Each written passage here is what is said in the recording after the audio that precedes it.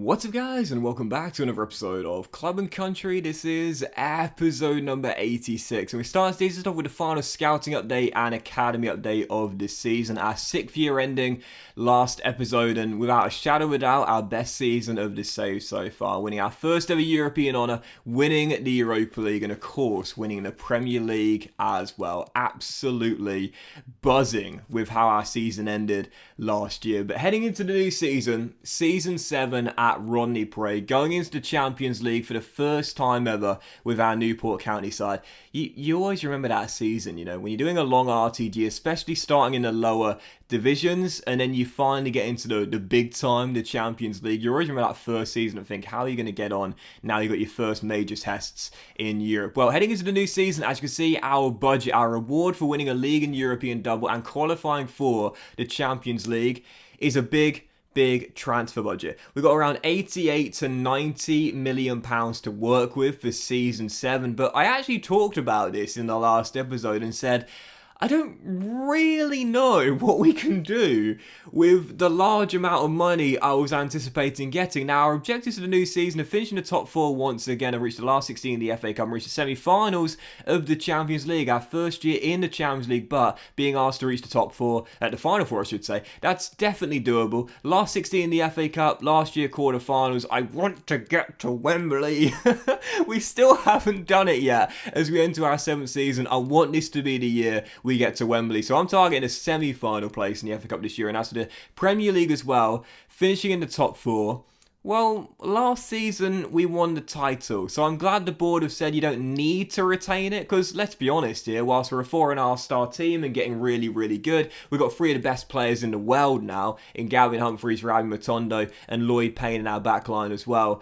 We're not quite as good collectively as, you know, a Manchester City or a Liverpool, for example, but I am going to try and retain the title this year. It's going to be tough, there's no doubt about that, but I do want to try and retain it this year. I think what really helped us last season was the big wins against the big teams. You know, our big wins at Anfield, our big wins at Old Trafford. Those are the games that I think really helped us win our first Premier League title last season. If we can do that again, beat the big teams consistently, both home and away, there's no reason we can't retain the title as well as qualifying for the Champions League once again. So heading into the new season, as you see, our squad for season 7 is thick.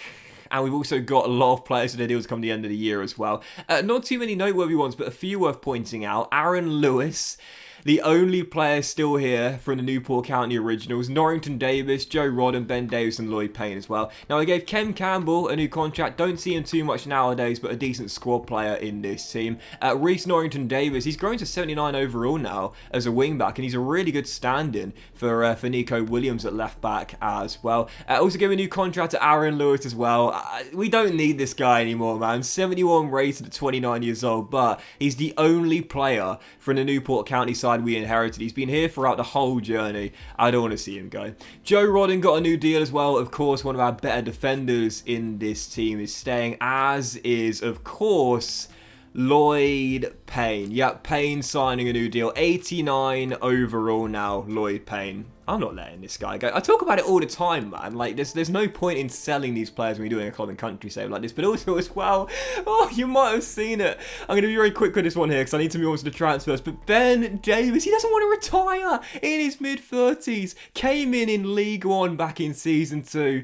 And he's still here. He's decreased to 80 overall. I think it is now 80, 81 overall. But Ben Davis, the vet, is still part of our starting 11, is staying right here. But for new signings for Newport County, going for around £88 million in the budget. Well, I said, who could we sign this season? Because we got most of the Wales players in our squad. Well, there were a couple of names I really wanted to bring in, and I was really happy to get this guy. Welcome to Newport County. Ben Cabango, the former Swansea centre-half, has moved on to PSV Eindhoven, but we pick up for 26 mil, plus Tony Don, the Don, who barely plays nowadays. So fine letting him go. We've got an abundance of centre-halves here, so he wasn't going to get any game time this season. But Ben Cabango is 27 years old, entering the prime of his career right now, and at 82 overall as well. He could still get a little bit better, and in this team as well, playing with those three centre-halves, we want a strong back line. We do concede quite a lot of silly goals. He's 2 ratings higher than Brandon Cooper, so Cabango is going to come into our starting 11 alongside Rodden and Payne as well. That should make our defence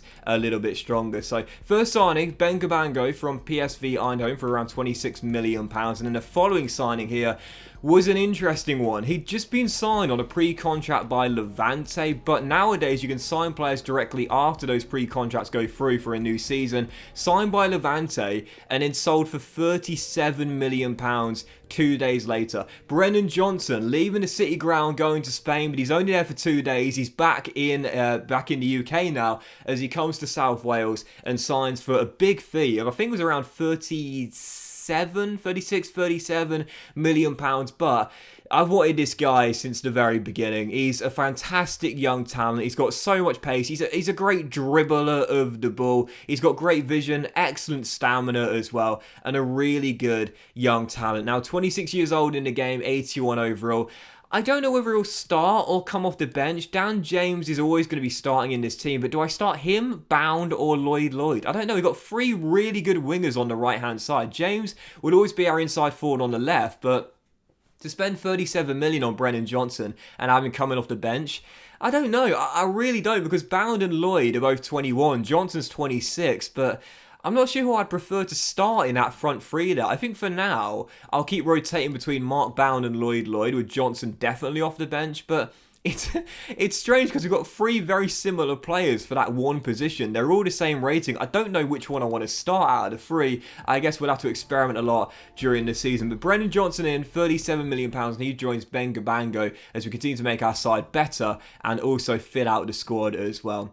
We're also going to loan out Ward to Roy Hodgson's Watford now. He's gone to Vicarage Road for a couple of years. I was actually quite excited about this guy when he came out of the academy. He got some minutes back in season 2 when Ben Davies went down, but he just never really developed in this team. 22 years old, 68 overall. I don't think he'll do much for us nowadays, but we'll loan him out. And also with Nico Williams, Real Madrid, £27.8 million for the former Liverpool fullback. But like I talked about before, and I alluded to a moment ago there, the money isn't really worth much in a club and country save when you've got one of the best, if not the best player in that position, in that nation. Nico Williams is the best left back we've got in the country. So, like, selling him would make absolutely no sense whatsoever. You've got to be very smart when you do CNC projects or a rule-based save like this. You've got to ask yourself the question, what's the money worth to you? Because, you know, in a standard RTG, for example, with a bid coming in from a Galactico, Real Madrid, you know, probably could have got around £50 million. And for an 82 rated wing back, you know, he's nothing special, if you will. We could possibly get someone better, but we can't get anyone better. Physically, we can't get better than Nico Williams for this team and for this country as well. So the money is worth absolutely nothing. It could be £100 million.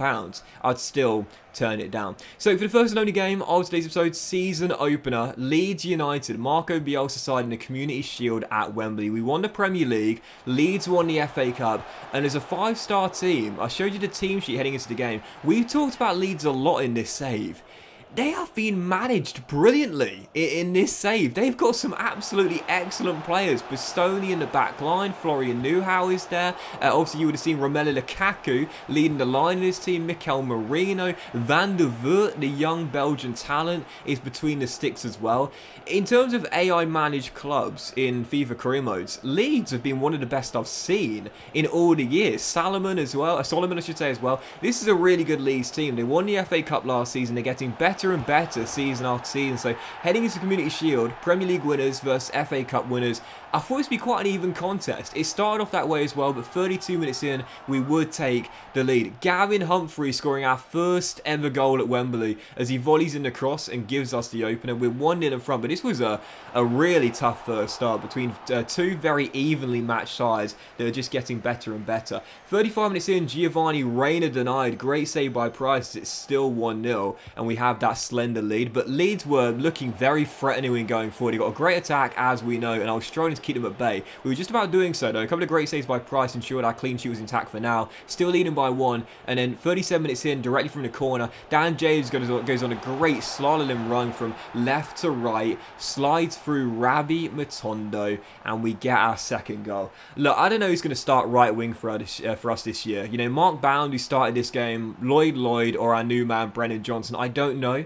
But one thing I do know is that Dan James will definitely start on the left. This guy is so good, man. He really, really is. When he got injured last season, that was a big blow for us. But he's a brilliant winger in this team. So yeah, 2-0 Newport County. Matondo doubles our lead, but I knew Leeds would score at some point. They've been just as good as us in the first half, and the former Chelsea striker right before the break does get them back in the game and half the deficit. Big Romelu Lukaku makes it 2-1, and our 2-goal cushion is gone right before half time. It was a really even game though, and both goalkeepers were making great saves. It must be the hair. Lee Price and Van der Voort with those top knot / man buns were both making excellent saves. We were still in front by a goal. It was so end to end, so action packed, and 55 minutes in as the drama continued, Lloyd Payne goes up for an aerial duel, goes down, stays down, and I was a little bit worried at that moment there. After Matondo's strike was well saved by the Belgian, we were still in front by a goal, but I took Payne off directly afterwards. Very worried about that. Our 89 rated best defender in this team forced off in the Community Shield as we're still up by a goal, but Leeds would get back on level terms 63 minutes in. What a through ball that was. You know, I'm a sucker for a nice assist. That was amazing. Great finish at the near post. Price stands no chance, and in an absolute thriller of a game, end-to-end, even, action-packed, I have to say, 2-2 was the final score after 90 minutes. Probably the right result. Neither team deserved to lose this. It was just such a brilliant, brilliant game. And I feel like penalties was the fairest way of deciding who would end up winning and who would end up losing. So from the spot kicks, I wasn't feeling confident. I'm not great at penalties, as you know. After Leeds went with goal up and Mark Bound hit the post, at this point I was fearing the worst. Price gave us a chance to get back on level terms. A great save there, kept it at 1-0. And for the following penalty, Dan James denied. Still 1-0. I'd missed both of my opening penalties. Mikel Merino takes the next, and Price guesses the right way again. Back-to-back saves with the man with the samurai top knot. I needed Humphreys to score, but that was never in doubt. Gavin scores our first of the shootout, sends the keeper the wrong way. It's 1-1, we find our leveller.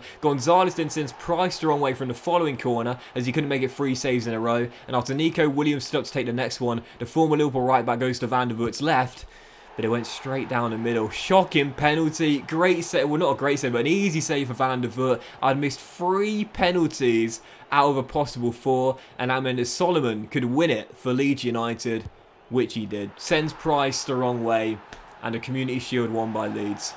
Bottle job. Absolute bottle job. From 2-0 up to see Leeds battle back to tie it at 2-2, and then win it on penalties when they only scored 1 out of 4. Bottle job. Absolutely choked it. No other way of putting it. Don't get me wrong, I've talked about it before. Leeds are a great team in this career mode. They're getting so much better year after year. They've been built really, really well. But I can't deny it. I absolutely blew this. I absolutely bottled it. 2-0 up, drew 2-2, then lost a shootout. Could have started off with some silverware. In the end, I started off bottling it.